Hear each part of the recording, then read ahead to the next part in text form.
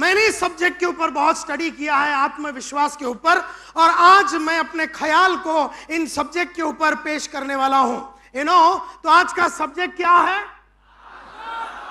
जोर से जोर से जोर से।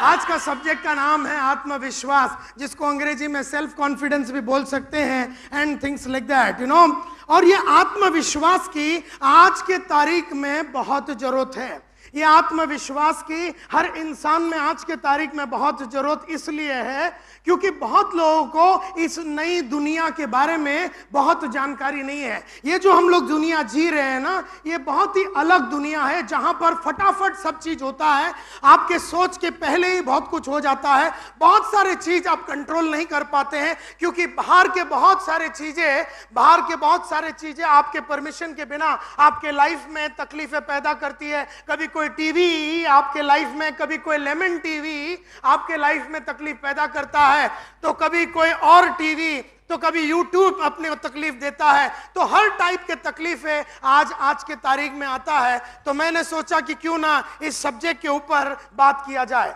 आत्मविश्वास की जरूरत इसलिए है क्योंकि लगातार बहुत सारे चेंजेस हो रहे हैं। यस और नो? बहुत सारे चेंजेस हो रहे हैं। और किस तरह के चेंजेस हो रहे हैं? और पहले जो चेंजेस हो रहा था, ये जो बैठा हुआ ना, ये क्या बैठा हुआ देख रहे हैं आप? मेंढक बैठा हुआ। तो है ना, पहले कैसा होता था, तो ये मेंढक जैसा होता था कि ये छोटा सा एक ड्रम टाइप होता था। ड्रम के अंदर जो है पानी भर दिया और उसमें समझो मेंढक को डाल दिया। तो है ना, नीचे से जलाने का, यानी चड्डी में आग लगाने का, नीचे से जलाने का, और बड़ा सा ड्रम में पानी है, नीचे से आग लगाने का, मेंढक को ऊपर रखने का। तो है ना, पहले तो मेंढक को तो पहला नॉर्मल ठंडा पानी है, फिर हल्का हल्का गर्म होता है, हल्का हल्का गर्म होता है, उसको मालूम भी नहीं पड़ता, और थोड़ा गर्म होता है तो उसको मालूम नहीं पड़ता है, और थोड़ा गर्म होता है उसको मालूम ही नहीं पड़ता है, और थोड़ा गर्म होता है उसको मालूम ही नहीं पड़ता है। बाद में ऐसा साला गर्म हो जाता है कि मेंढक की मौत हो जाती है। ध्यान से इस फोटो को देखिए, और मैं अभी प्रेस करूंगा बटन तो कुछ ऊपर जाएगा। अगर आप देखेंगे तो पहले जो चेंजेस हो रहा था, पहले जो आज से 10 साल पहले, आज से 15 साल पहले जिस तरह का परिवर्तन हो रहा था इस दुनिया में, इस वर्ल्ड में जिस तरह का परिवर्तन हो रहा था, वो ये हल्का हल्का गर्मी के माफत था, किसी को पता भी नहीं चलता था, एंड देयरफॉर सब कुछ बढ़िया चलता था। और कैसा गर्मी होता था? पहला थोड़ा सा 10% गर्मी होता था, उसके बाद थोड़ा सा और गर्म होता था, 20% चेंजेस होते थे, थोड़ा और गर्मी होता था, थोड़ा और गर्मी होता था, और इस तरह से जब 100% पे आता था तब तक तो मेंढक की मौत हो जाती थी। और फिर भी मेंढक को करीबन 5 साल 10 साल जीने का मौका मिलता था, इंसानों को 5 साल 10 साल जीने का मौका मिलता था। लेकिन आज इस तरह का वातावरण ही नहीं है। आज बहुत सारे चेंजेस बहुत लगातार आ रहे हैं। अभी एकदम स्टार्टिंग में मैं जब बात करूंगा तो आपको एकदम पकड़ में नहीं आएगा सब्जेक्ट, लेकिन मैं इसको कनेक्ट करूंगा तो आप जरा पेशेंटली इसको समझने की कोशिश कीजिए। आर यू विथ मी?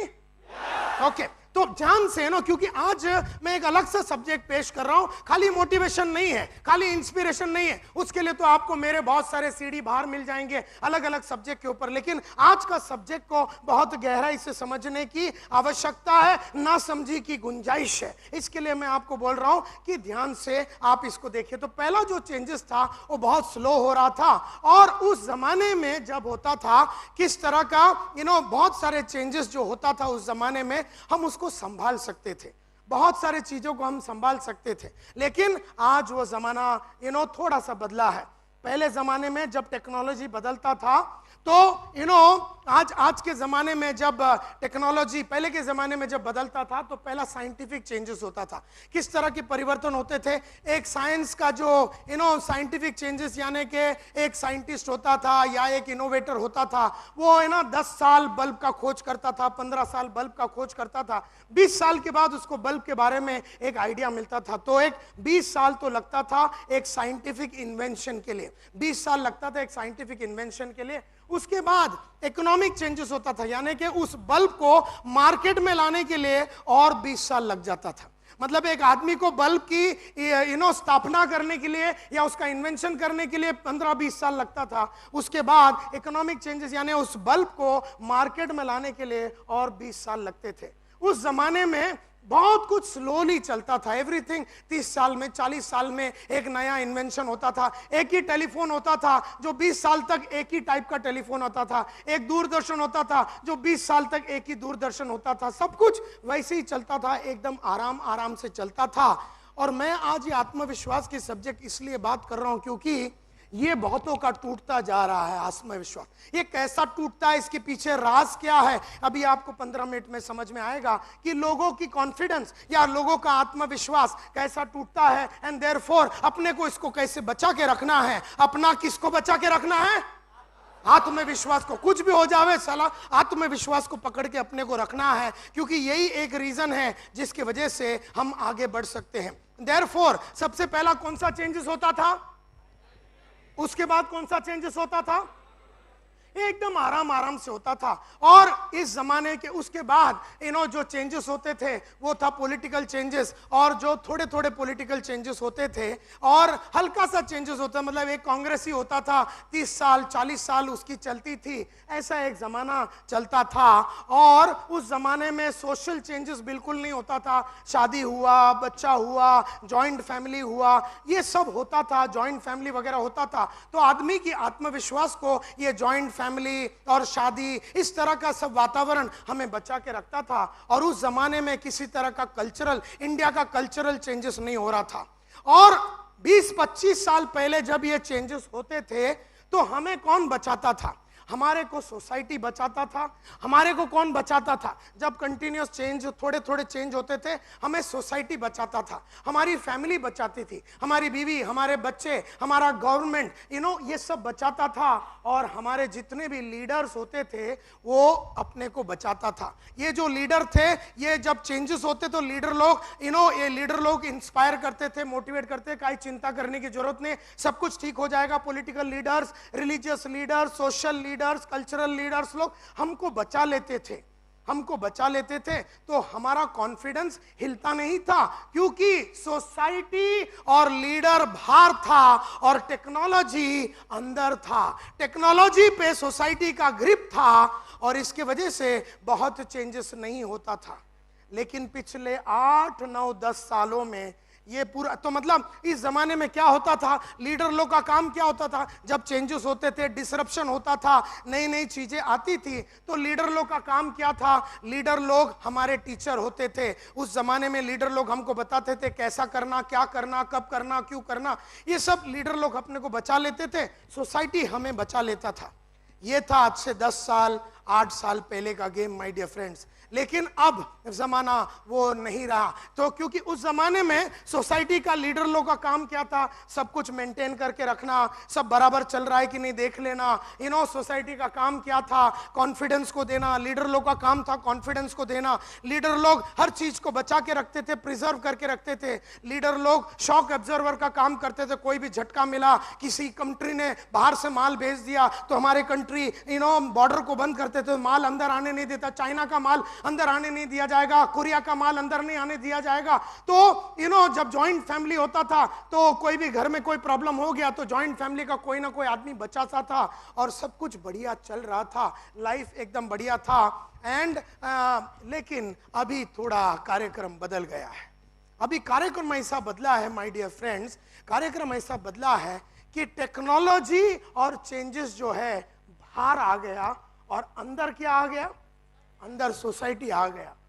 यानी आज हमारे हाथ में नहीं है ये चेंजेस जो हो रहा है, परिवर्तन जो हो रहा है। आपको कोई भी चैनल में आपके बारे में कुछ भी बोला जाएगा, कोई भी जगह पे कुछ भी हो सकता है। इतना जबरदस्त तरीके से आज एक छोटी सी बात हो जाती तो सबको एसएमएस में मालूम पड़ जाता, छोटी सी बात हो जाती है सबको मेल में मालूम पड़ जाता है, छोटी सी बात हो जाती तो मीडिया उसको बड़ा बना देता है, क्योंकि किसी के हाथ में नहीं है क्या करना। और टेक्नोलॉजी और चेंजेस बाहर है और सोसाइटी अंदर आ गया। आज मैंने कहा एज ए लीडर जिसका काम है आपको फ्यूचर दिखाना, मेरा काम है आप लोगों को अपने मंजिल तक पहुंचाना, आपको फ्यूचर दिखाना। तो आज मैं बता रहा हूं कि आज सोसाइटी अंदर आ गया और टेक्नोलॉजी बाहर आ गया। आज टेक्नोलॉजी का काम क्या है? टेक्नोलॉजी और चेंज का काम है आज हर चीज को क्वेश्चन करना, हर चीज को क्वेश्चन करना, हर चीज को चैलेंज करना। ये आज टेक्नोलॉजी का काम हो गया, परिवर्तन का काम हो गया। हर चीज को क्वेश्चन किया जाता है। मतलब आज शादी को क्वेश्चन कर दिया गया है। आदमी आदमी से शादी कर रहा है आज के तारीख में, तो शादी आज क्वेश्चन हो गया। औरत लोग बोलते हैं हम बच्चा पैदा नहीं करेंगे, हिंदू लड़का बोलता मैं इससे शादी करूंगा। आज इंडियन आदमी अमेरिका में जाके चाइनीज से शादी करता है, तो क्या प्रोडक्ट निकलता किसी को पता नहीं चल रहा है। क्योंकि वो इंडियन तमिल लड़का है, वो इंडियन है, वो तमिल लड़का है, वहां जाके चाइनीज मुस्लिम लड़की से वो शादी करके आज भयंकर कंफ्यूजन है। तो इंडियन कल्चर को अपनावे, मुस्लिम कल्चर को अपनावे, हिंदू कल्चर को अपनावे, चाइनीज कल्चर को अपनावे, अमेरिकन कल्चर को अपनावे। आदमी को समझ में नहीं आ रहा करने का क्या। एकदम भयंकर कंफ्यूजन चल रहा है, करने का क्या। तो ये जो है आज टेक्नोलॉजी का काम है हर चीज को क्वेश्चन करना, हर चीज को डिसरप्ट करना, हर चीज को बीच में कीड़ा कांडी करना, हर चीज को डिसरप्ट करना, हर चीज को रोकना, हर चीज को चैलेंज करना एंड हर चीज के स्पीड को इंक्रीज करना। थोड़े दिन पहले पहले कैसा होता, एक भाव बढ़ गया कोई चीज का तो आदमी चुपचाप उसको बता देता था और भाव बढ़ गया। आज आपके उधर थोड़ा सा भाव बढ़ गया, एसएमएस चालू हो गया, भाव बढ़ गया, भाव बढ़ गया, लफड़े हो गए। उसमें जिसकी फटी थी वो भी चाला बेच रहा है, मेरी फटी हुई, मेरी फटी हुई, मेरी फटी हुई, मेरी फटी हुई, मेरी फटी। तो दूसरे को बोलता है हम सबकी फटी हुई, हम सबकी फटी हुई, हम सबकी फटी हुई। उतने में मेल जा रहा है, ये जा रहा है। तो पब्लिक को ये समझ में नहीं आ रहा अभी क्या करे। भाव जो बढ़ गया है उसके हिसाब से बेचना चाहिए। कभी नहीं पाएंगे हम कुछ रोकने। कोई भी आदमी कभी भी आके तेरा बजा के जाएगा, ये पक्का हो गया।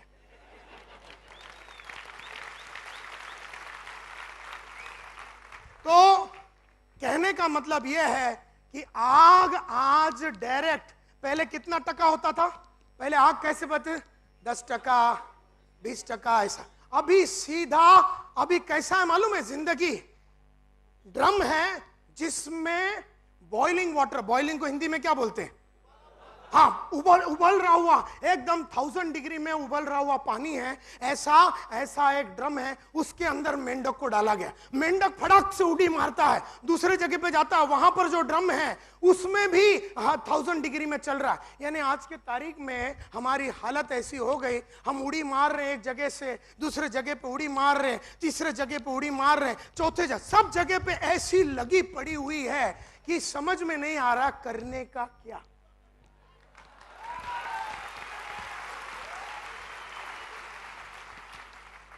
इस लीडर का सुने, उस लीडर का सुने, आरएमपी का सुने, बीवी का सुने। बीवी भी एसएमएस भेजती है, बच्चे लोग भी एसएमएस भेजते हैं, लीडर भी एसएमएस भेजता है, दूसरे कंपनी एसएमएस भेज, किसकी सुने? और इस तरह का एक भयंकर वातावरण चल रहा है इन दिस वर्ल्ड। हमारे को एक ही चीज आज ये देखिए, ऐसा जब बदलाव होता है, पहले आज के तारीख में मोबाइल रोज नया आता है। Do you agree with me? रोज नया एक पीस आ रहा है, रोज नया गाड़ी आ रहा है। हमारे जमाने में जब हम लोग यंग थे तो एक एम्बेसडर होता था। तो मैं तो पूरा 1 बरस की उम्र से 22 बरस की उम्र तक साली एम्बेसडर के साथ ही था मैं।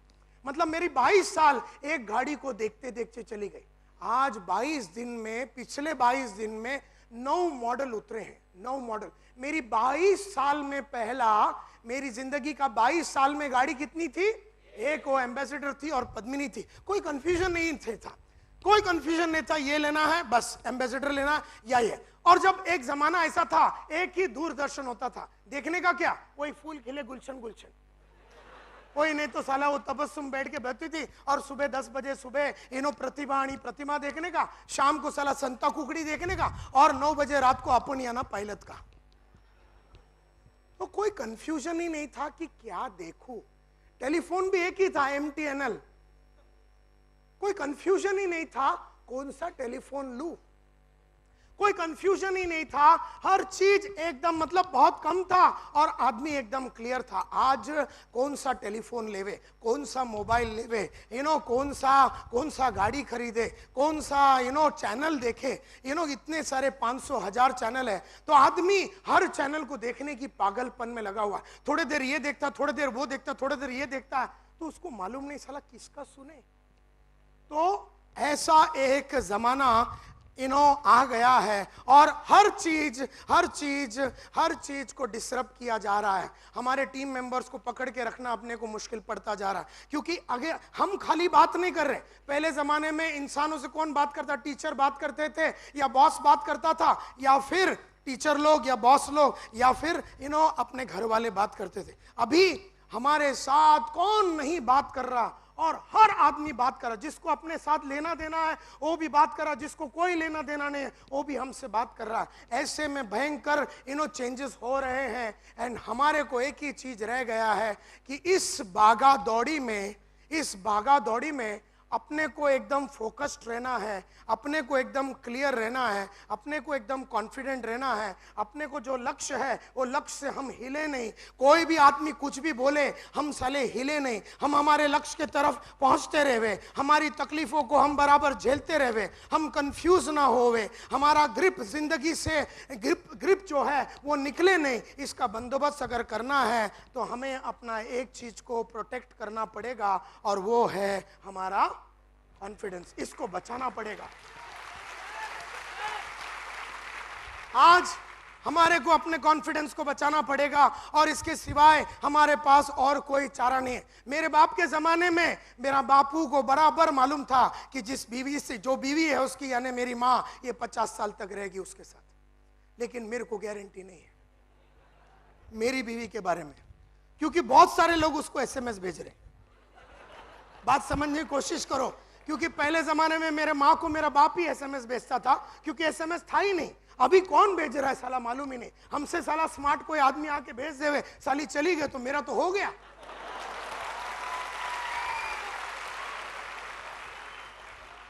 तो कहने का मतलब यह है कि पहले जमाने में शादी का गारंटी था कि एक आइटम से शादी करे तो 50 साल ये रहेगी अपने साथ।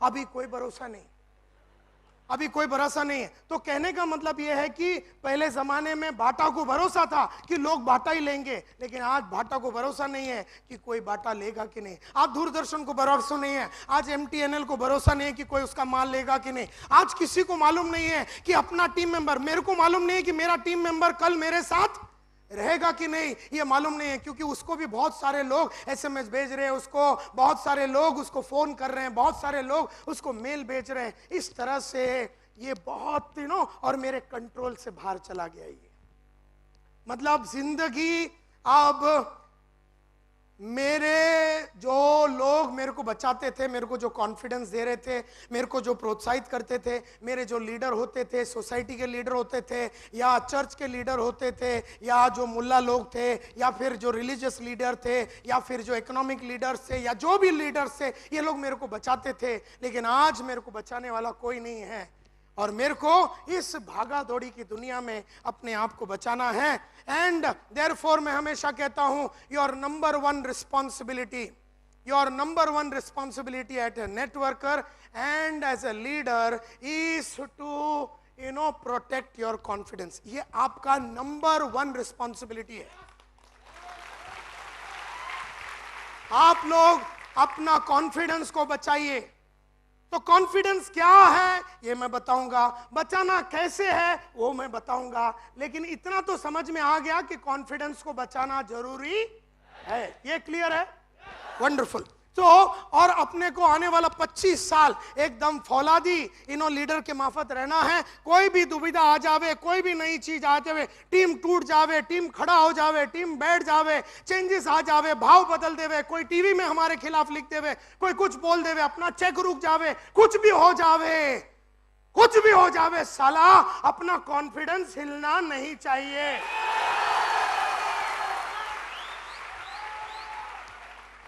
मेरा कंपनी पे से विश्वास, मेरा प्रोडक्ट लीडरों पे विश्वास, मेरे प्रोडक्ट्स पे विश्वास मेरा हिलना नहीं चाहिए, क्योंकि अगर हिल गया तो तेरे को साला कोई बचा नहीं सकेगा। तेरे को कोई बचा नहीं सकेगा।